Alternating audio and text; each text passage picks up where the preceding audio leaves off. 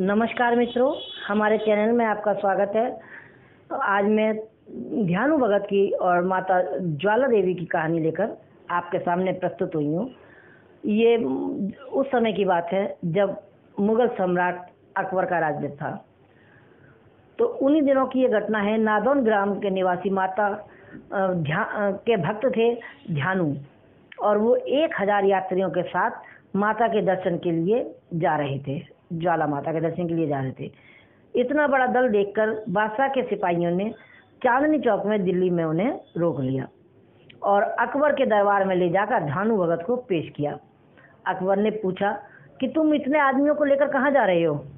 ध्यानु भगत ने हाथ जोड़कर उत्तर दिया कि हम ज्वाला माई के दर्शन करने के लिए जा रहे हैं और ये लोग भी माता के भक्त हैं जो मेरे साथ यात्रा पर जा रहे हैं। अकबर ने यह सुनकर कहा कि ये ज्वाला माई कौन है और वहाँ जाने से क्या फ़ायदा है? ध्यानु भगत ने उत्तर दिया कि महाराज, ज्वाला माई संसार की रचना करने वाली, पालन करने वाली माता है और वो भक्तों की सच्चे हृदय से प्रार्थना को स्वीकार करती हैं, सभी मनोकामनाओं को पूर्ण करती हैं। उनका तो ऐसा प्रताप है कि उनके स्थान पर बिना तेल और बिना बाती के ही ज्योत हमेशा प्रज्वलित रहती है और लोग उस दिव्य ज्योति के दर्शन करने के लिए हर वक्त आते रहते हैं। अकबर बोला, तुम्हारी ज्वाला माई में इतनी शक्ति है, वो इतनी ताकतवर हैं, इसका हमें किस प्रकार विश्वास आएगा? तो आखिर तुम माता के भक्त हो तो कोई करिश्मा करके दिखाओ। ध्यानु भगत ने उत्तर दिया कि श्रीमान महाराज, मैं तो एक माता का तुच्छ सा सेवक हूँ, मैं चमत्कार करना क्या जानूँ? अकबर ने कहा, अगर तुम्हारी बंदगी पाक है और सच्ची है तो देवी माता तुम्हारी जरूर इज्जत रखेंगी।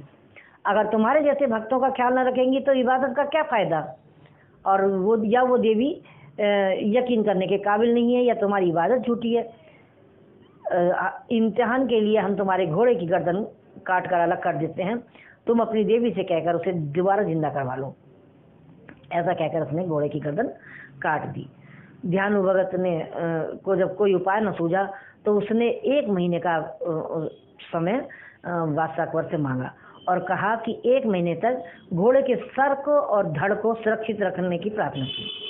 अकबर ने ध्यानु भगत की बात मान ली और यात्रा करने की अनुमति भी उन्हें दे दी। बादशाह अकबर से विदा होकर ध्यानु भगत अपने साथियों के साथ माता के दरबार ज्वाला देवी जाकर उपस्थित हुए। स्नान आदि से निवृत्त होकर पूजा आदि करने के बाद रात को जागरण किया और प्रातःकाल के आरती के समय हाथ जोड़कर ध्यानु ने प्रार्थना की कि हे मातेश्वरी, आप अंतर्यामी हैं, आप तो सब जानती हैं। बादशाह ने मेरी भक्ति की परीक्षा लेने के लिए मेरे घोड़े की गर्दन को अलग कर दिया है और अपनी कृपा शक्ति से आप उसे जीवित कर दो और चमत्कार प्रकट करो। अपने सेवक को कृतार्थ करो माँ। यदि आपने मेरी प्रार्थना स्वीकार नहीं की तो मैं भी अपना सर काट कर आपके चरणों में अर्पित कर दूंगा, क्योंकि लज्जित होकर जीने से मर जाना अधिक अच्छा है। मेरी प्रतिज्ञा है, कृपया उत्तर दें।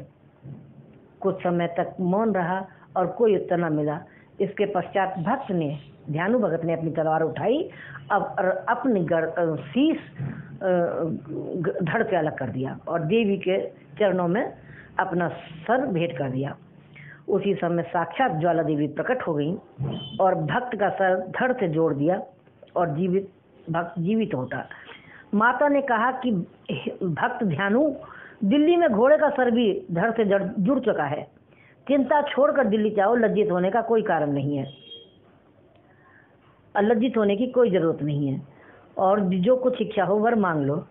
ध्यानु भगत ने माता के चरणों में शीश झुकाकर प्रणाम किया और निवेदन किया कि हे माँ, हे जगदम्बे, हे जगत जननी, आप सर्वशक्तिमान हैं और हम मनुष्य अज्ञानी हैं, आपकी शक्ति को नहीं जानते और आपकी भक्ति विधि भी हम नहीं जानते हैं। फिर भी हम विनती करता हूँ मैं माँ कि जगदम्बे, जगत माता, आप मेरी भक्ति स्वीकार करो और आप अपने भक्तों की इतनी कठिन परीक्षा कभी न लेना।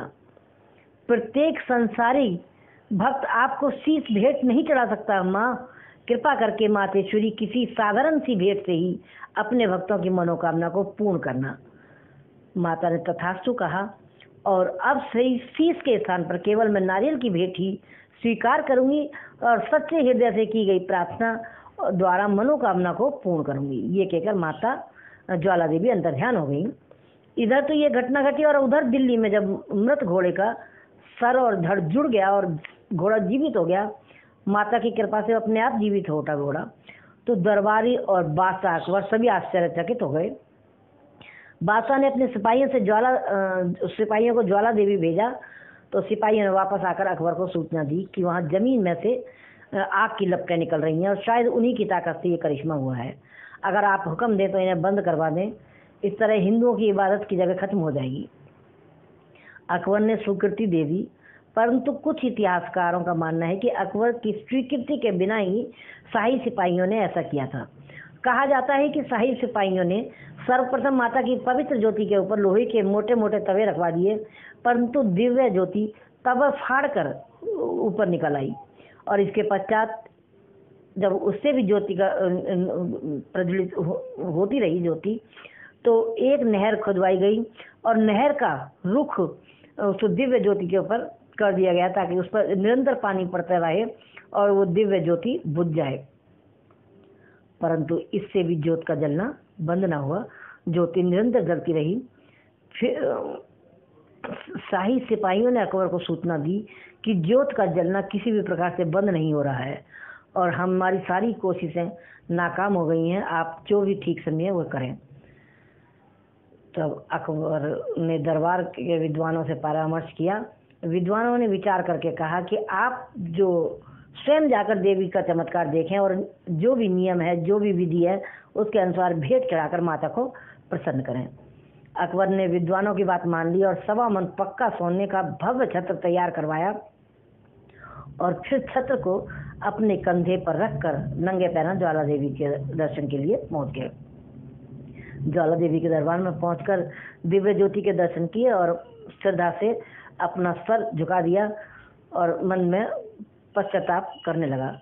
लेकिन फिर भी उसने घमंड के साथ कहा कि हे माँ, आपको 1.25 मन पक्के सोने का भव्य छत्र भेंट स्वरूप चढ़ा रहा हूँ। आज तक किसी हिंदू राजा ने आपको इस 1.25 मन पक्के सोने की भव्य छत्र भेंट नहीं किया होगा। कृपया करके मेरी भेंट को स्वीकार कीजिए। अकबर के घमंड भरे शब्द बोलते ही छत्र पर एक दिव्य ज्योति प्रकट हुई और फिर अकबर से वह छत्र नीचे गिर गया। जैसे ही वह छत्र नीचे गिरा, ना वो सोने का रहा ना किसी और धातु का, किसी विचित्र ही धातु का वो बन गया, जो ना लोहा थी, ना पीतल, ना तांबा और ना कोई और ही धातु। अर्थात देवी ने वो उसकी भेंट अस्वीकार कर दी। इस चमत्कार को देखकर अकबर अनेक प्रकार से स्तुति कर माता से क्षमा याचना करने लगा और उसने अनेक प्रकार से पूजा की और फिर दिल्ली वापस लौट आया और आते ही सिपाहियों को आदेश दिया कि माता के भक्तों से प्रेम पूर्वक व्यवहार करने का उसने आदेश दे दिया। अकबर द्वारा चढ़ाया गया वह खंडित छत्र ज्वाला माँ के दरबार में आज भी पड़ा हुआ है, जो देखा जा सकता है, जो देखने में सोने जैसा ही प्रतीत होता है। भार भी सोने का ही है, परंतु वो किसी भी धातु का नहीं है, ना सोने, ना तांबा, ना पीतल, ना लोहा, ना कोई और ही धातु है। और बस आज के लिए इतना ही। आगे भी मैं भविष्य में इस प्रकार की कथाएं लेकर आती रहूँगी। नमस्कार, अब आज्ञा दीजिएगा। धन्यवाद।